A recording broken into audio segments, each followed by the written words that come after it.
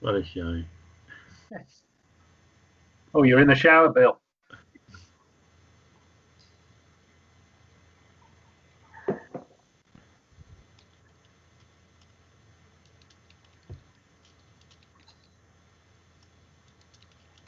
Is that all members of the committee with us now? Yeah, okay. Okay, I'll just wait for 6 o'clock and then we'll start the meeting. You haven't still got that same council clock, have you? That's why you advertise. Right, we're at 6 o'clock, so if it's okay, we can start the meeting. So good evening all and welcome. Welcome to any members of the public and press that have joined us tonight.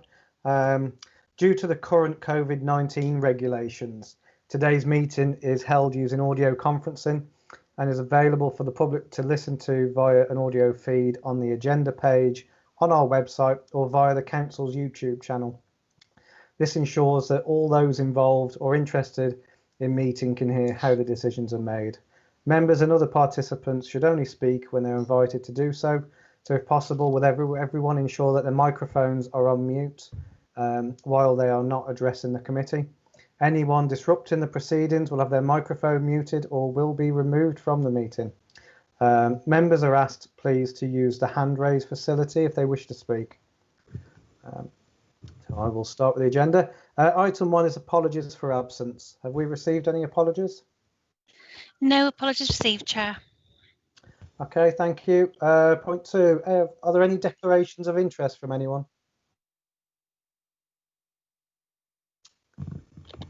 No. Okay. Minutes of previous meeting. Are there any questions that anyone has from the minutes? No questions. Okay, could I have a proposer and a seconder, please, for these? Move it, Chair. Thank you, Charles. I'll second it. Thank you. Okay, we're all in favour? Okay. Thank you very much. Point 4, review of the audit committee terms of reference. These will go to full council for approval, but recommendation 2.1. Is there any comments or questions from the committee?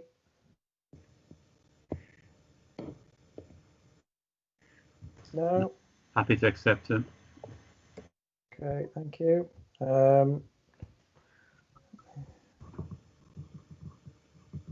Okay, recommendation 2.1. We note, and so do we recommend that these be adopted by council at the next full council meeting? Yes. Yeah. Move it. Okay. Move it, seconder. I'll second it. Yeah, okay. Okay, all those in favour, we okay with that? Right. Okay, thank you.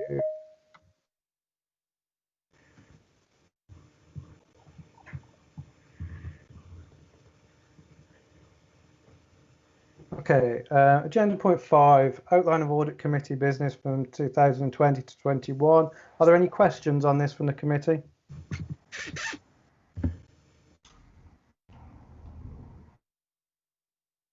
No. Okay, well, these are for noting purposes only, so I'll move on. Point 6, treasury management. Okay, these are for noting only, but could I invite Pauline and Ed to run through the reports, please? Yeah, thank you, Chair. So I'll start off doing a bit of a double act with Ed tonight. I'll start and then I'll pass over to Ed. So this report is updating members of the outcome of Treasury management activities for 1920 and also details the position for 2021 to date. So we ended the year with net indebtedness of £245.7 million, which was a reduction of £5.5 million in the year. Base rate was reduced twice in March 2020 in reaction to the COVID virus, and it ended the year at 0.1%. Given the scale of the crisis, low rates are likely to remain for the rest of the year. this year, and the possibility of zero or negative rates can't be ruled out. The borrowing strategy was to borrow temporarily to take advantage of low interest rates, and it's pleasing to report that since 15-16 we've actually had treasury surpluses totaling £20 million, and actually in 19-20 it was £3.837 million, which obviously helps the council's bottom line. We did do some longer term borrowing during the year following advice from Marlin Close as well. That was to manage our exposure to interest rates fluctuations at that point. Ed will take you through the annual report when I hand over to him. So if I just briefly move on to 2021. Our strategy remains consistent with 1920. We have been taking close advice from Marlin Close, particularly at the moment, and particularly in relation to counterparty advice, borrowing updates. As a result of COVID, obviously there are many pressures facing the council, and from a treasury perspective, we've placed a lot more emphasis on actually monitoring our cash flow position to make sure we've got sufficient funds to meet our financial obligations. We've obviously had some emergency government funding which has assisted, and we've also been able to borrow temporary funds, again at lower interest rates. If temporary funds did become unavailable, we'd obviously have to take longer term PWLB borrowing. However, just to reassure members that we've budgeted 4% for new borrowing in the year. So given current rates are about 2.5, 2.6%, that will be sufficient to cover that if it's required. We will have a requirement to undertake some prudential borrowing based on the current capital programme. So obviously we will look at the appropriate time and again consult with Arlene Close at the best time to actually go into longer term borrowing. And before I hand over to Ed, just to say that both in 1920 and to date in 2021, we've complied with all the prudential indicators. So I'll pass over to Ed, who'll take you through the remainder of the report. Thank you. Thank you, Pauline. Evening all. If I pick up then from section 5 of the report, which I think's bottom of page 3 on the electronic copy. So effectively section 5 just sets out the regulation framework that we're following in terms of the Treasury management and the SIPFA Prudential Code. Section 6 will just picks up then the rest of the elements of the report as we move forward. So we'll start then at section 7. The portfolio position as at 1920 is detailed in the table in terms of the net indebtedness. So that sets out our investments against our borrowings, including also in there the new place investments. So you can see on from the table there has been a slight betterness in net indebtedness between the two financial years. This is predominantly because of the payments that government made to us in terms of COVID-19 pandemic right at the end of the last financial year in March, where they front loaded a couple of grant payments for local authorities. So that's pushed our investments up, so it's helped the overall net indebtedness. Section 8 provides a commentary on the current economic climate that the council finds itself in, predominantly clearly focusing on the Brexit, which happened in, oh blimey, it seems such a long time ago now, at the end of January, and clearly then going in through March, effectively the COVID picks up on the COVID-19 impacts. It also looks at the impact that those elements have had on the financial markets and also the creditworthiness of a lot of the institutions that we will deal with in terms of investments predominantly.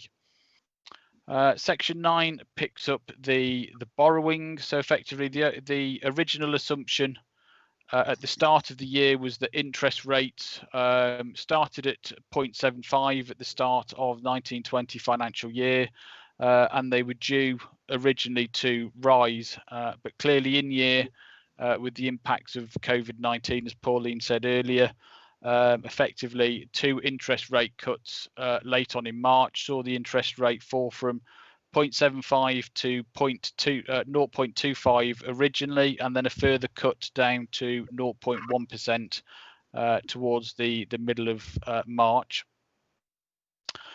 During the year 1920, we took out £25 million of new PWLB loans, and 7.9 million pounds were matured through the year. And all loans we did take were taken prior to the PWLB rate increase, which was imposed by the Treasury. Effectively, then, so no PWLB loans have been repaid in advance or repaid early or rescheduled during the year. Section 10 then reviews our investments, and effectively we'll continue, as we have done in the past at the moment, to manage all the investments in-house, maintaining a diversified portfolio in order to reduce risk, but all investments are made on short-dated investments, so in order to maintain the cash flow and liquidity. Over the course of the year, we achieved an average rate of return on our investments of 0.57%, and this is compared against a benchmark of 0.44%. So managed to do better on the rate of return than the benchmark. Section 11 of the report then just picks up the annual repayment of the debt relating to the pre-disaggregation with Shropshire Council, so the debt that was outstanding that was passed to us. Section 12 reports on the overall outturn for the year, and as Pauline said earlier, effectively we managed to achieve an overall saving of £3.8 million against the budget for the year 1920. Section 13 confirms that there were no further lease arrangements to those that were entered into as reported in the January update. So no further leasing was undertaken in the latter part of the year. Section 14 confirms that the council operated within the Treasury limits and the prudential indicators that were set at the start of the year, so there were no breaches of any of our prudential indicators. Section 15 then goes on to look at the 2021 update. Section 15, just give me a second, being on page 10 of the report. As I say, this provides an update on 2021 up to the 31st of May 2020. So the strategy, the Treasury strategy for the year was approved at Council on the 5th of March. To date, no new PWLB has been undertaken, and throughout this year, £7.9 million of existing PWLB matures. There's been, as you can imagine, significant investments made up to the 31st of May because of the balances of cash we've been holding up to that point. And the rates of return that we've achieved on those investments are included in the report. We continue to hold a diversified portfolio in terms of investments, with additional emphasis now being on security, clearly, as we move through these uncertain times. A large proportion of our investments at the moment are held with the Debt Management Office. And the performance throughout the year will be monitored closely by officers, simply because of the impacts of the COVID-19 pandemic and the implications that will have on our Treasury position. Appendix 1 of the report then sets out the performance against the prudential indicators for 1920, and Appendix 2 picks up the summary of the investments held as at the 31st of March. Sorry, 31st of May. Thank you, Chair. Okay, thanks, Ed. Thanks, Pauline. Are there any questions or comments from the committee, please?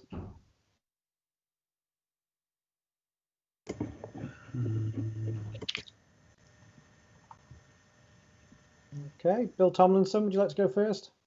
It is a shame the government didn't allow the PWB loans to remain interest rates as low as they could have been. It would have been nice to locked into negative rates for 200 million quid. To actually have had an income on our borrowing would have been a first, I think, for us. But main government, but I could understand that. But just to reiterate, in the current financial year, you're saying we've taken out no new fixed borrowing. Is that correct? We've taken out no new PWLB borrowing in 2021. Yes, that's correct. Yeah, all only borrowing we've done, Bill, is for cash flow purposes, and we've been fortunate that we've been able to do that from other local authorities, which is the cheapest way for us to do that. That's correct. Thank you. Okay, thank you. Councillor Adrian Lawrence, would you like to come? Yeah, sure. Thanks.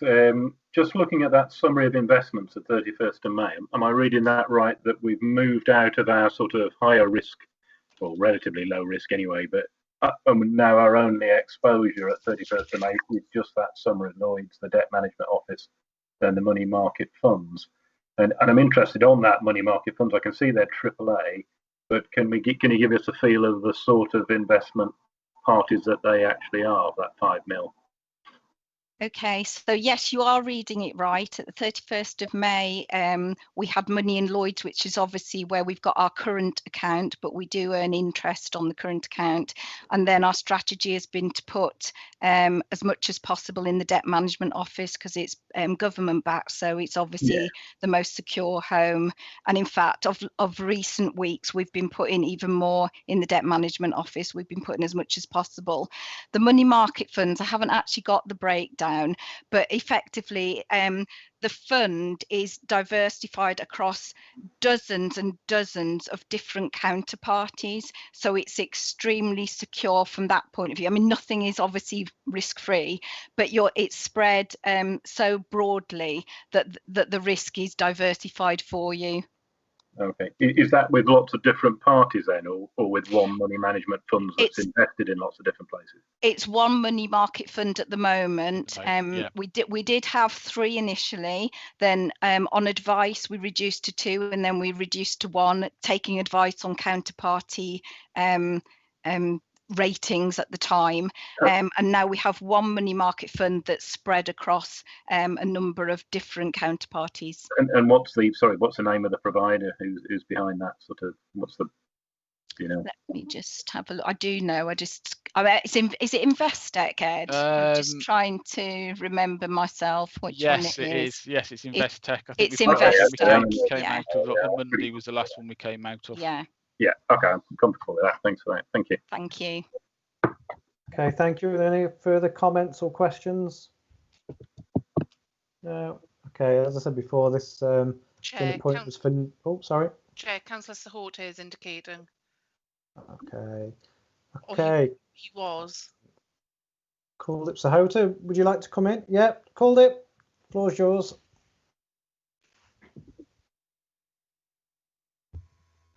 Councillor Sahorte, you might be on mute. Can you hear me now? We can. Yeah. This investor, the company, is it a British or a European or an American? Who are they? The investor. Investec. I'm not actually sure what they are. No, I'm not top of my head. I don't. But they're investing across a whole range of different companies, so it'll be spread very, very broadly. So it's an international company, not the wholly British owned company or anything like that at all. It isn't necessarily just in British companies. No. I think off the top of my head, I believe they're registered in Ireland, but I can confirm that. We can send some information out to members separately. We can send you details about Investec and also give you a flavour of the geographical spread of the underlying investments and some of the counterparties. Yeah, Ken, I was just looking at the ethical investment angle of our investment. You know what I mean? That's all I was getting at, really. Right. Okay. Okay, mate. Yeah. Okay. Okay. No further comments? No. Okay. I'll move on. Point 7 is the external audit interim report. I see we've got Richard Percival and David Rowley from Grant Thornton with us. Please, could I invite them to present their reports? Thank you, Chair. Good evening, everyone. I'll start, and there are three things that we need to talk to you about tonight. And the best way to do this is to talk about the external plan update first. Then David will talk about the audit progress report, and then we'll talk about informing the audit risk assessment document. So on the agenda pack, I'm on page 29.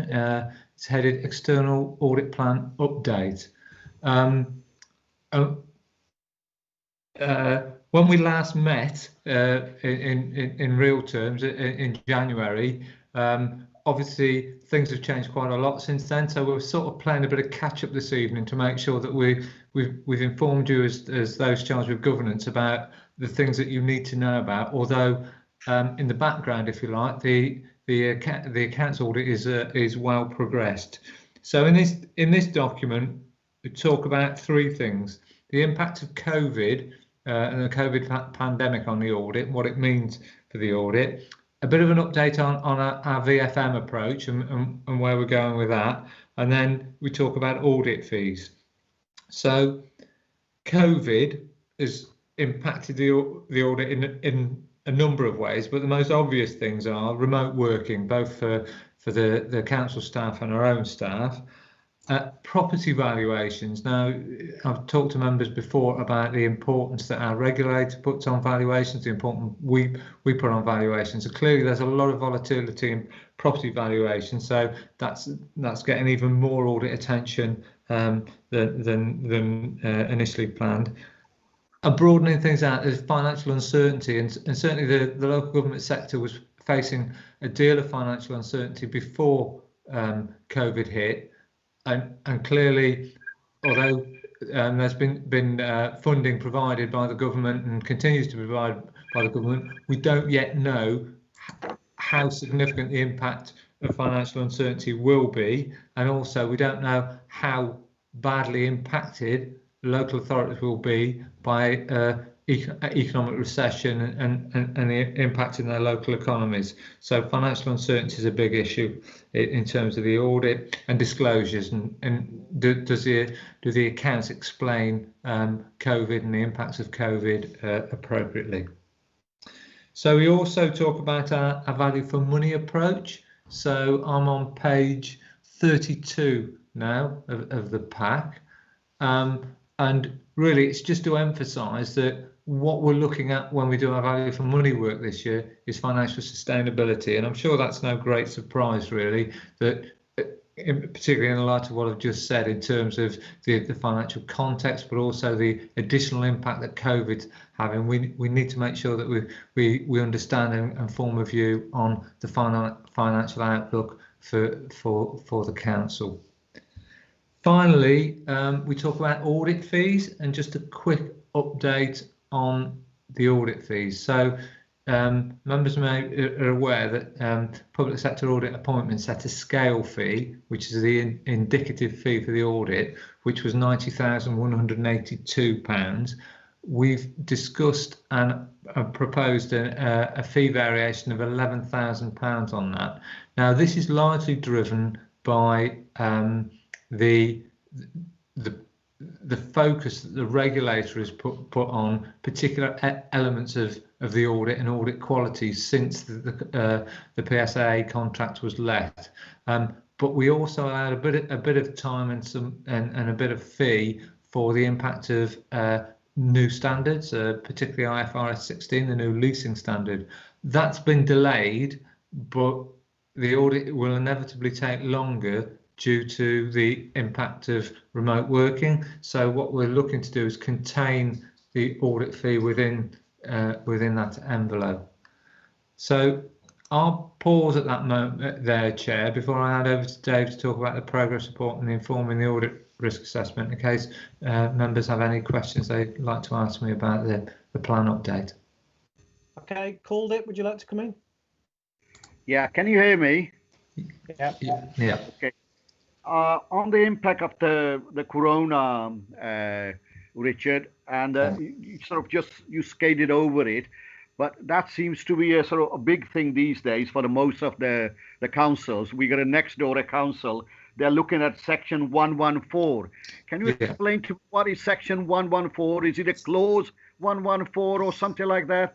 And that seems to be you're in a trouble or something, is it? Yeah. We're not nowhere near that, are we? No, I mean, I'm quite happy to talk about that, but if Ken wants to talk about it, it would be appropriate because it's actually a duty on the Section 151 officer rather than the auditor. Section 114 is when the Section 151, in the Section 151 officer's judgment, the authority is unable to carry on in a financially viable way. So typically, for example, it's unable to set a balanced budget.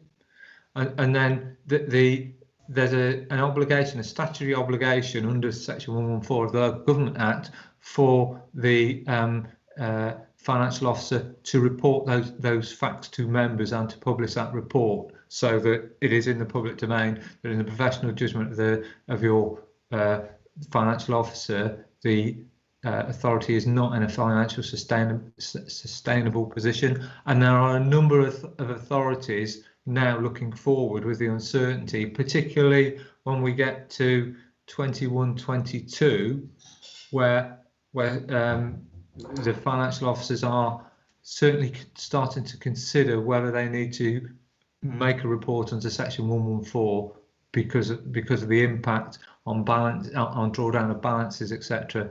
the current financial position is having. Yeah, could I just add a few comments as well, please? So I think we were fortunate because we started the year in a sort of fairly healthy financial position. We've underspent against our budget for the last 10 years. We have built up some reserves during recent years.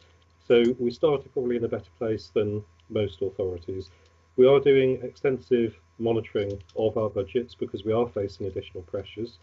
And at the moment, even after the £10.1 million worth of additional emergency funding that the government have awarded to the council, we are still facing additional pressures which are in the financial monitoring report that went to cabinet was it last week and goes to council, or selected parts of it goes to council on Thursday.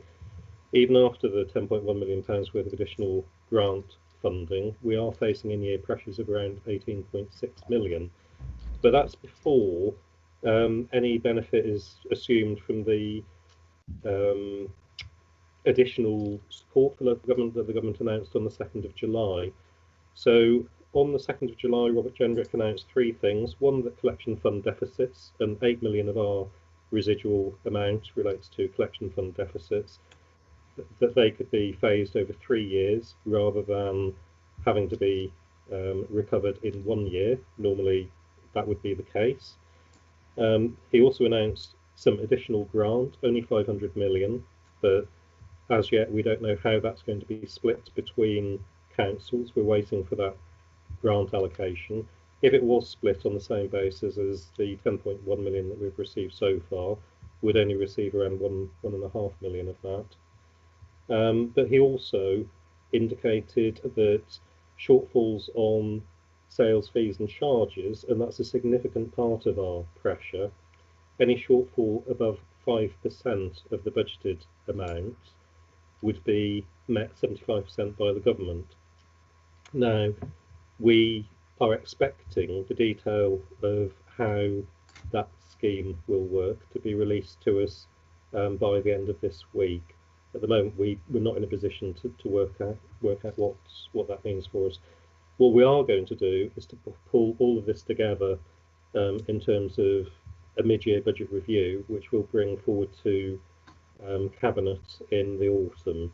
So we will do a mid-year budget review, but with the additional government support that we've been offered and with our kind of reasonably healthy position that we started the year with, and the fact that, for example, we haven't put forward any benefit from Treasury Management underspends so far in the monitoring position. And if you think last year we had a surplus of almost 4 million, there will be something to put towards the pressure from Treasury Management at some point. But it's still early in the year. So I think I can reassure you, we're nowhere near issuing a Section 114 notice, but we do have significant pressure, and obviously we welcome the additional support that the government have announced, but we could always do with more of that. All right, mate. Okay, any other comments or questions? No, okay. David Rowley, are you picking up agenda point 8? Yes, I will do. So just to clarify, I think Richard touched on this, but the agenda point 8 is titled External Audit Plan Addendum. That was the addendum that Richard just presented. Point 8 is actually the interim report and progress update. So if I take you through the document, if we start on page 4, so I'm referring to page 4 of the numbered page numbers in the bottom right, just to clarify if there's any confusion on various versions that people might be looking at. It just gives you a brief summary there of the kind of 2 key points of the external audit: financial statements audit and value for money opinion. Clearly, as members will be aware, timescales have changed this year due to the unusual circumstances we find ourselves in. We would normally be hoping to present an AFR to you around about this time and be looking to close out our audit. However, owing to the circumstances, things have changed slightly. However, what I will say is that the financial statements audit, as you can see in that left-hand box, is quite substantially complete. There are still some key areas that we are currently working with the council on, in particular in relation to some of the valuation questions around some PPE and investment properties, but a lot of the kind of nuts and bolts work, as I would call it, has been completed now, and we anticipate being able to issue our opinion well ahead of the new statutory deadline of the 30th of November. We also refer here to VFM conclusion, which also runs to the same deadline. I think Richard's already touched on that, and Ken obviously gave a very useful summary of the financial pressures facing the council. So just to sort of call back to what we saw in the previous report, we will be looking at and we are looking at the financial sustainability of the council as part of that work, and we'll report back in our audit findings report later on in the autumn. Page 5 of the report gives you a summary of some of the other areas that we look at in that left-hand box. So as you've seen in previous years, we will also be doing some grant certification work for the council, in particular in relation to housing benefits subsidy and teachers' pensions returns, as we would do in previous years. Fortunately, these are running to similar timelines. So again, as we would do in a normal year, we will report to you on those later on in the autumn. Richard, I think, touched on audit fees there. I think the point just to draw out from that other box on page 5, those of you that have been on these committees for a number of years in the past might be used to us submitting an audit fee letter around about this time. Owing to the new contracting arrangements with PSAA, we now don't do that. We're not required to do a kind of formal fee letter, and the fee setting now runs on a slightly different timescale. So we will be discussing that with the team later on in the late summer and the autumn when we start to look at the 2021 audit. There's also a section here on COVID-19, which again I think Richard covered quite well in the audit plan addendum. That's on page 6. So I won't go into too much detail on that.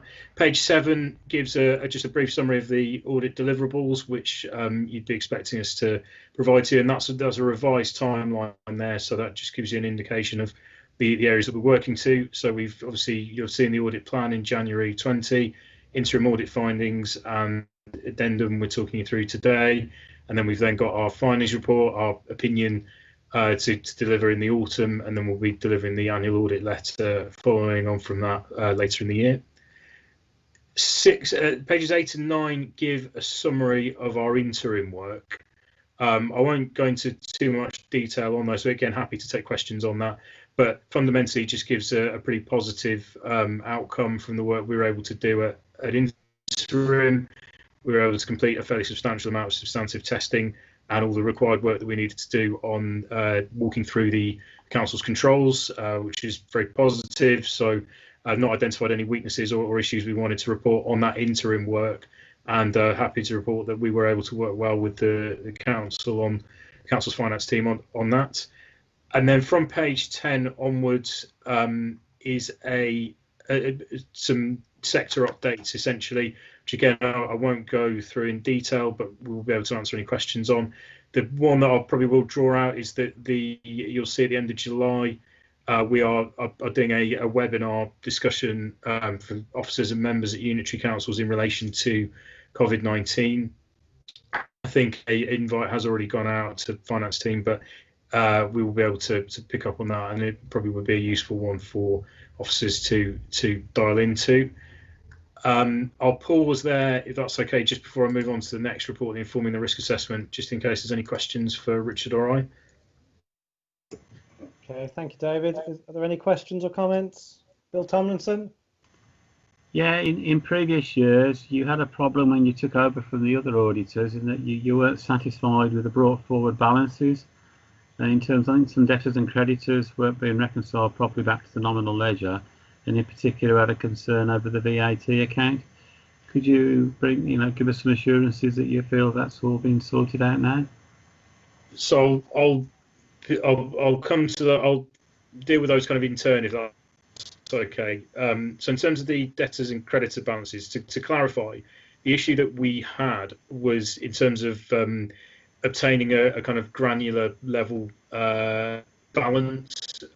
So I think what our predecessors, there will inevitably be kind of differences in approach between the various different audit firms. What our predecessors' approach was to kind of take the opening balance as audited effectively and work on the movement in year.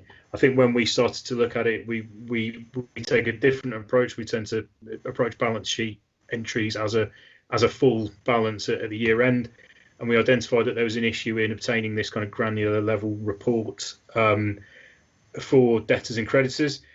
I won't go into too much detail because I'm conscious of time, but the answer is that we still have an issue on the sundry debtors and sundry creditors. We have been able to break down those notes into kind of subheadings. Most of those we are able to get a kind of memo account breakdown of. We have had to take a slightly different approach on the kind of debtors and creditors side. I'm sure Ed and Paulie might also be able to come in on this, but it is something that we're still working on at the moment. We were conscious of time, so we didn't want to sort of draw too much time into resolving that. We were conscious that last year, obviously, there was a bit of a delay, and we wanted to make sure we delivered the work. So in a positive sense, we have been able to come up with a workaround, which is effectively looking at kind of supplier or provider level balances and then drilling down from there. But I think it is still a live issue that will perhaps need to be looked at going ahead. I don't know if Pauline or Ed wanted to. Is that a fair summary of where we are with it? Have I missed anything from that?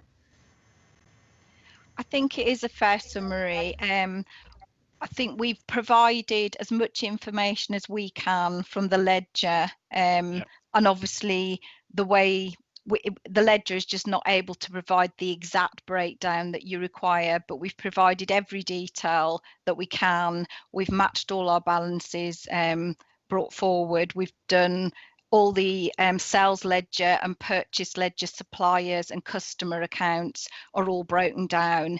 It's just the way that Aggresso works doesn't quite provide it in a way that Grant Thornton's sampling tool requires, which is a tool that then picks out obviously samples as I've just said. But I feel we've done absolutely everything we can to provide the detailed transaction. I think we've basically provided every transaction on the ledger.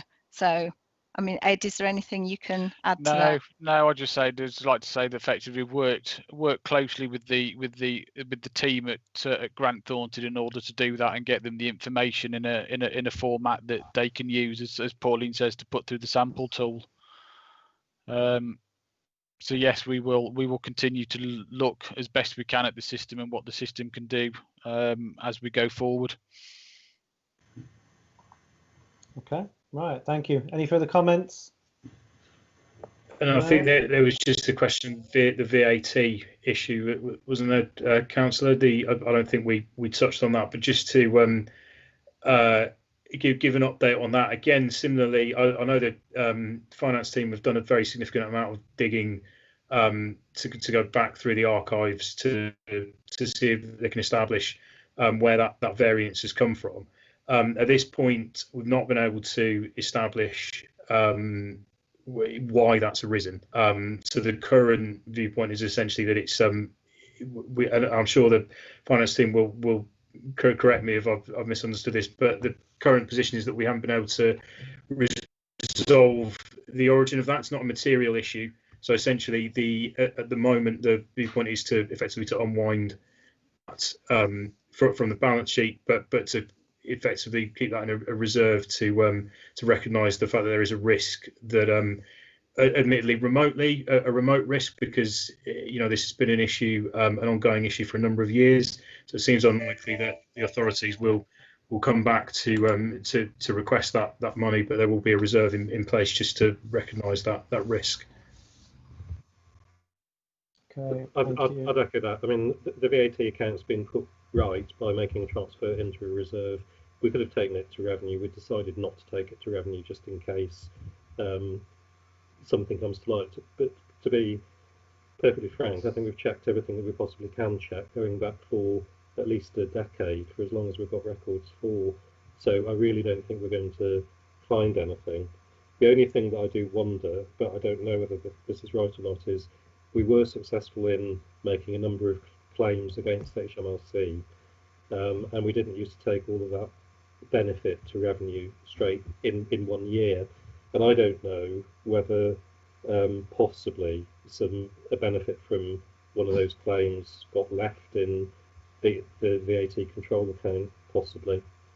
That would explain it, but I don't know.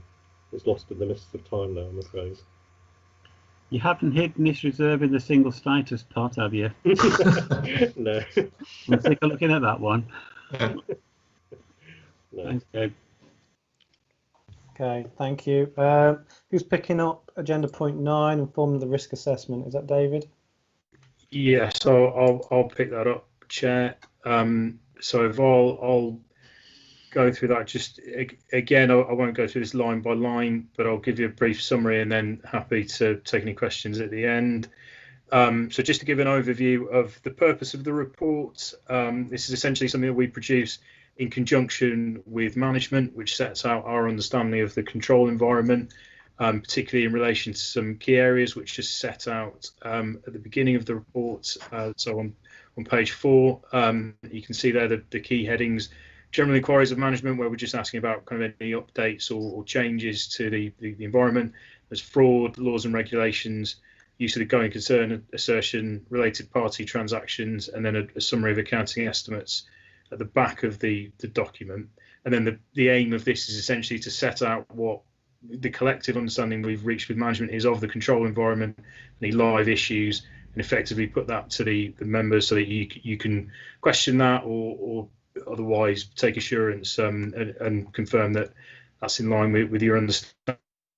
If I just run through the report starting on page 6, so you can see we start with just some general questions about key events and any sort of changes to accounting policies or similar. I think the key thing to draw out here, members may well recall from prior period, we noticed some issues around valuation of PPE and investment properties, or PPE specifically in this case.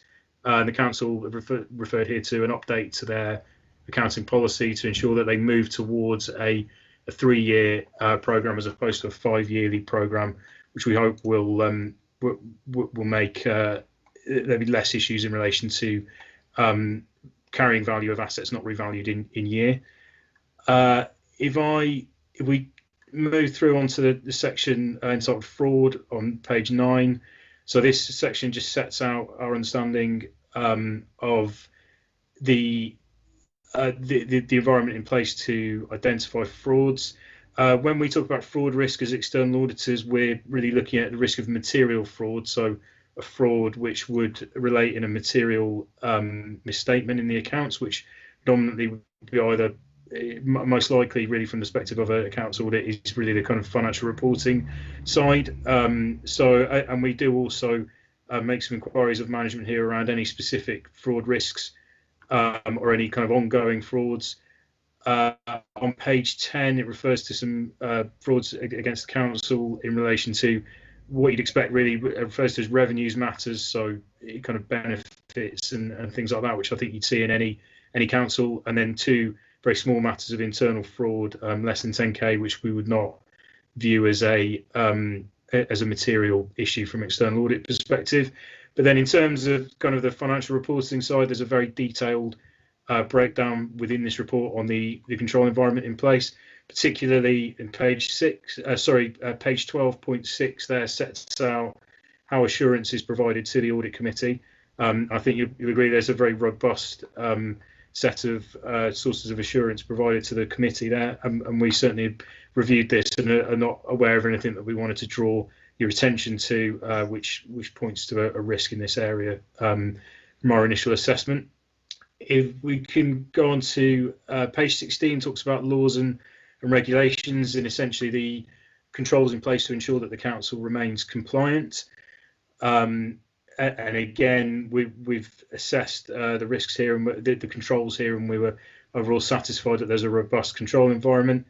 There's a reference on point 6, so page 18, which I'll draw the committee's attention to, around a claim with a potential value of £1 million, which at the moment is effectively lying on file. So £1 million is not a material issue, but certainly something that would be reportable were it to become an issue again. Page 19 then goes on to the going concern. So this is council's use of the going concern assertion. I will point out that we drafted this document earlier on in the year, prior to it becoming as clear as it now is what the impact of the COVID-19 pandemic would be. So at this point, clearly we'd assess the council as a very robust financial position, which I still think is the case. But clearly this needs to be seen in the light of the kind of financial pressures which Ken explained earlier on in the committee. And we will focus on some of those areas and some of the updates that have happened since we drafted this report as part of our going concern work and report back. But at the moment, we don't have it. Of a year after we would sign the accounts, and at this point, we don't have any kind of immediate concerns that the council would not be a going concern in that period. But as mentioned, we'll report back on the conclusion of our work in the audit findings report. The next section is around related parties and what the council does essentially to identify related parties.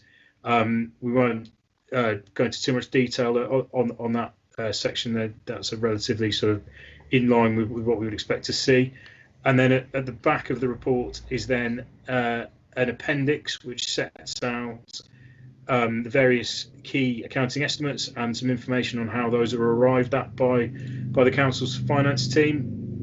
And again, we're satisfied from our review of that these are in line with our expectations as to how we would expect to see the council coming to some of these values. I think the key ones to draw out for the committee's attention are those around valuations. As you'll have seen in the audit plan, there's a key area of focus for us in the audit, and we have a significant amount of work on PPE valuation and investment property valuation, which we will report back on in our audit findings report. I think the other key one to consider is around the provisions, liability, LGPS, defined benefit pension liability, which is at the back on page 37, which again is a very significant estimate and something that we've reported to as a significant risk, and which we are performing a significant amount of work on in relation to the information provided by actuaries and provided from Shropshire Pension Fund. I'll pause there again just to give the committee a chance to ask any questions that they might have. No. Anyone like to come in? No? Okay. Right. Thank you very much. Thank you, David. Thank you, Richard, for your presentation, your reports. Okay. Right. I'll move on to Agenda point 10. So agenda point 10 is the 2019-20 internal audit report and 2019-20 operations of the audit committee. Recommendations of the report 2.1 and 2.2 are for noting only. Have we got any questions on that or comments? No. Okay. Recommendation 2.3. This is Appendix A. This is the audit committee, is our internal audit plan for 2020-21.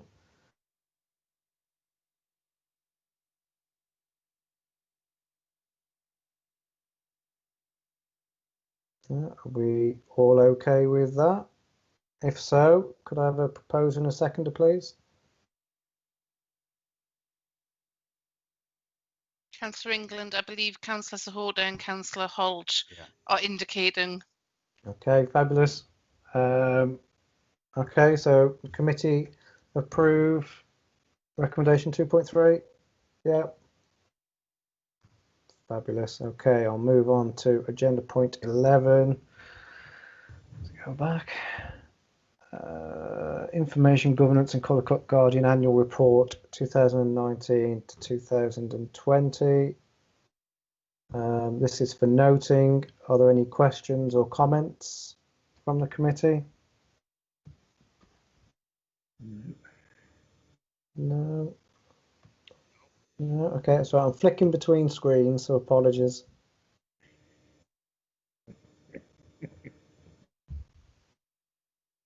So what have we got? Recommendation 2.1 is for noting. So recommendation 2.2 is that we agree the work plan for 2020 to 21. Have I got a proposer and a seconder for that? Move it, Chair. Move. Thank you, Charles. Charles and called it. Yeah, Are we all in yes, called it. favour? That's great. Yeah. Thank you. Okay, agenda point number 12. The annual report for 1920. Recommendation 2.1, that's for noting. I need to be quicker at this, I think. Recommendation 2.2. So this is a recommendation that we adopt this policy at full council. Are there any comments or questions on this? No. A proposer and a seconder. Were you happy? I propose.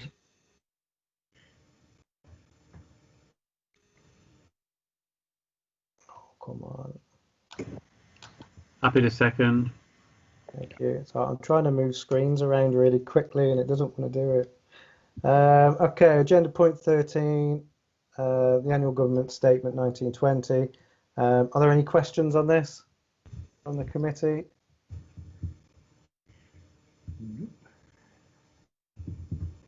No?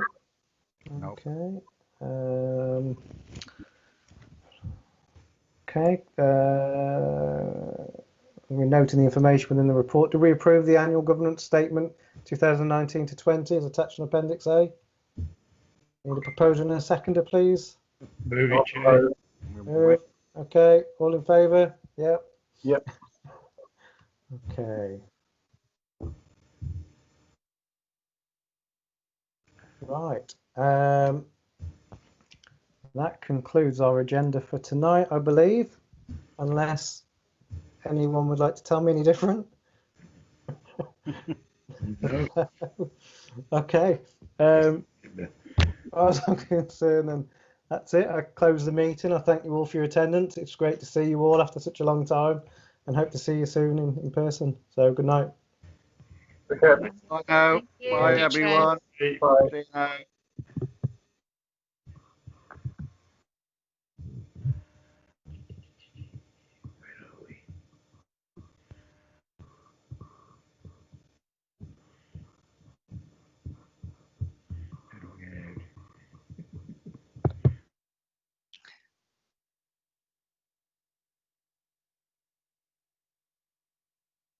Okay.